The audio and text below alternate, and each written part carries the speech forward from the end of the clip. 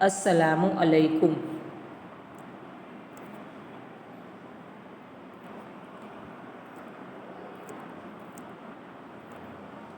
Good morning विद्यार्थी मित्रों।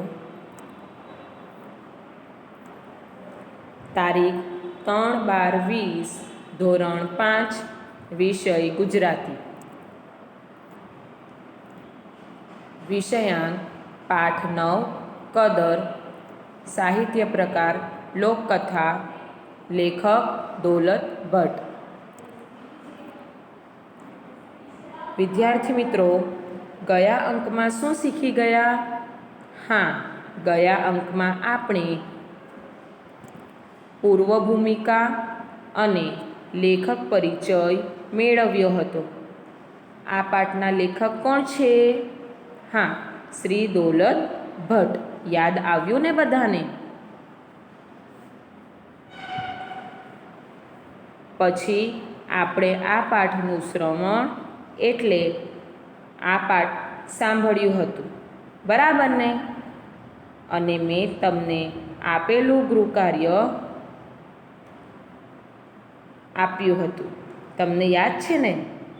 અરે વાહ, તમને તો યાદ છે, ખૂબ સરસ। તમને તો આ પાઠનું વાંચન કરી લાવવાનું હતું, વાંચન કરી લાવ્યા છો ને? હવે આ પાઠમાં આગળ વધીએ।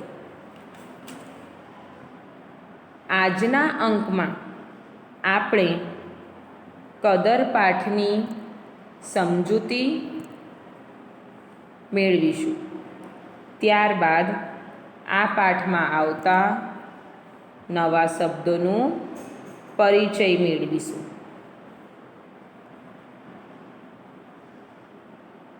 તો ચાલો વિદ્યાર્થી મિત્રો, આપણે હવે આ પાઠની સમજૂતી મેળવીએ। તમે બધા આ પાઠની સમજૂતીને ધ્યાનમાં રાખજો। તમારે આ પાઠના પ્રશ્નોના જવાબ સમજૂતીના આધારે લખવાના છે। તો ચાલો સમજૂતી જોઈએ।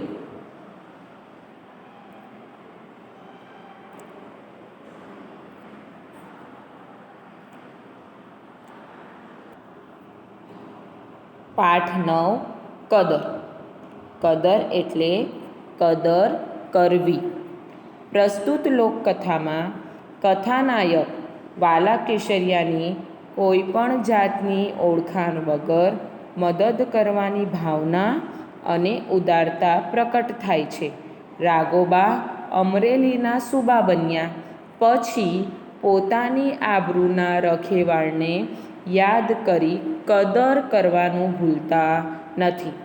આ વાત અહીં લોકકથાની શૈલીમાં રજૂ કરવામાં આવી છે।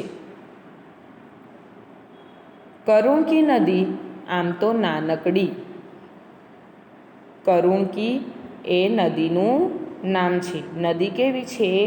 નાનકડી છે, એટલે કે નાની છે। પ્રવાહે પાતળો, પણ એનો કાંઠો બારે માસ લીલો કુંજાર રહેતો। એ પ્રવાહમાં કેવી હતી? પાતળી હતી, અને કાંઠો એટલે કે કિનારો બારે માસ કુંજાર રહેતો। કુંજાર એટલે કે ઝાડ તેમજ વનરાજીથી ઘટાદાર, એટલે કે ઝાડ એ વૃક્ષથી તે ઘટાદાર એટલે કે છવાયેલો હતો।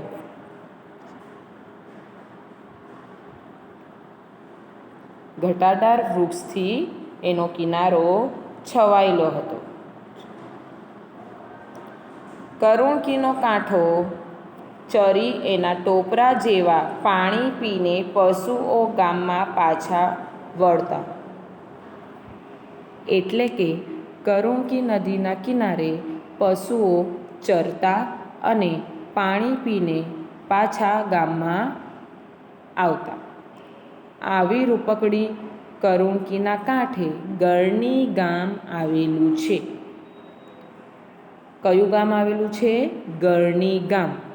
કરુણકી નદીના કિનારે ગરણી ગામ આવેલું છે।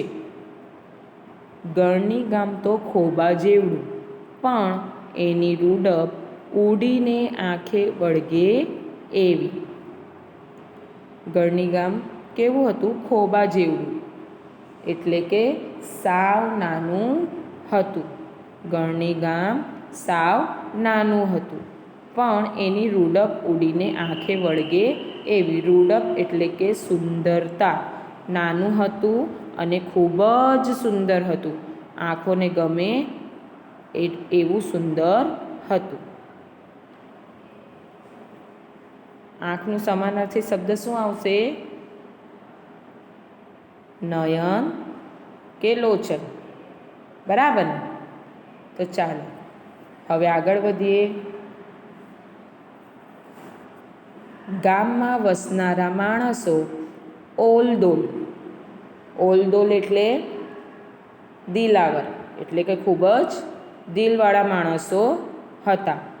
તેમાં સૌ કરતાં સવાયો એક આદમી વાલો. આદમીનું નામ શું છે? વાલો. જાતનો ચારણ. તેનો ધંધો ઘોડા વેચવાનો અને લેવાનો. પુરુષનું નામ શું હતું? વાલો. અને એનું કામ શું હતું? ઘોડા વેચવાનો અને લેવાનો. એ શું કામ કરતો હતો? ઘોડા વેચવાનો અને લેવાનો કામ કરતો હતો. નાનપણથી જ એને ઘોડા સાથે ભારે હેતપ્રીત, એટલે કે ઘોડા સાથે તેને ખૂબ જ લગાવ હતો. અરબી, પંજાબી, કચ્છી, કાઠિયાવાડી ઘોડાઓ વાલા કેસરિયાના તબેલામાં હણહણાટી કરે. કઈ કઈ જાતના? અરબી, પંજાબી, કચ્છી અને કાઠિયાવાડી ઘોડાઓ વાલા કેસરિયાના તબેલામાં જોવા મળતા હતા. તબેલા એટલે કે ઘોડા બાંધવાની જગ્યા. તબેલો એટલે શું? ઘોડા બાંધવાની જગ્યા. ઘોડાનો અવાજ કેવો હોય? હણહણાટ. એટલે એના તબેલામાં બધા ઘોડાઓ હણહણાટી કરી રહ્યા હતા. આવો વાલો કેસરિયો એક દી એટલે કે એક દિવસ વડોદરામાં જઈને ઊભો રહ્યો. ક્યાં ગયો હતો?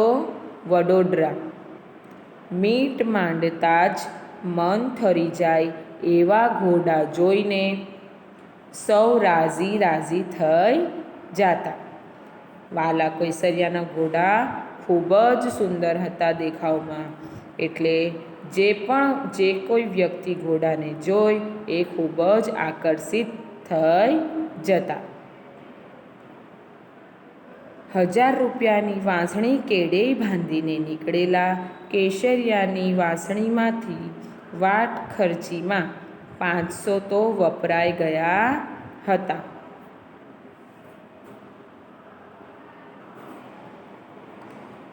વાલા કેસરિયાની પાસે કેટલા રૂપિયા હતા? 1000 રૂપિયા હતા. ક્યાં મૂક્યા હતા તેણે? વાંસળી કેડે બાંધીને નીકળેલો કેસરિયાની વાંસળીમાંથી વાટ ખર્ચીમાં 500 તો વપરાઈ ગયા હતા. વાંસળી એટલે કે સિક્કા સાચવી રાખવાની લાંબી કોથળી. અહીં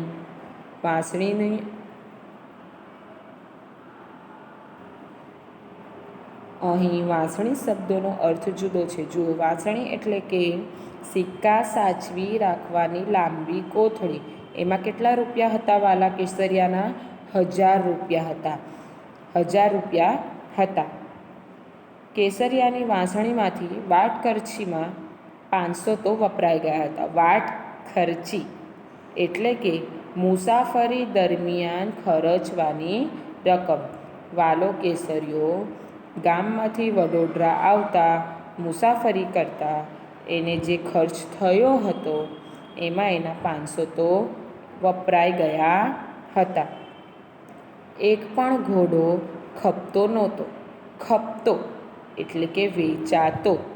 એક પણ ઘોડો વેચાતો ન હતો.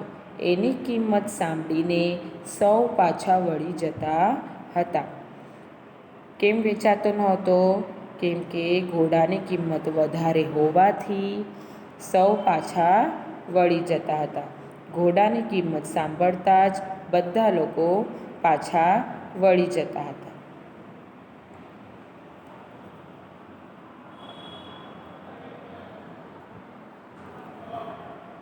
સમજણ પડીને વિદ્યાર્થી મિત્રો? હવે આપણે શબ્દોના અર્થ જોઈએ. કુંજાર એટલે કે ઝાડ તેમજ વનરાજીથી ઘટાદાર. ટોપરા જેવા પાણી એટલે કે ટોપરાના નાળિયેરના પાણી જેવા મીઠા. રૂપકડી એટલે કે દેખાવમાં સુંદર. ખોબા જેવડું એટલે કે સાવ નાનું. રૂડક સુંદરતા. ઓલદોલ દિલાવર. સવાયો ચડિયાતો.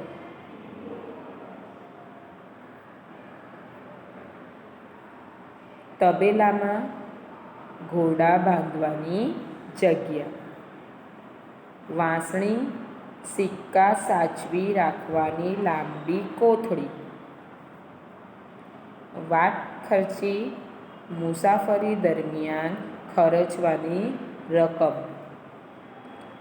ખપતો વેચાતો.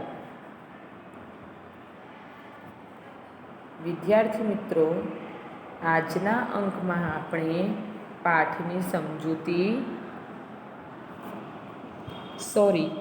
વિદ્યાર્થી મિત્રો, આજના અંકમાં આપણે પાઠની સમજૂતી અને શબ્દની સમજૂતી જોઈ ગયા.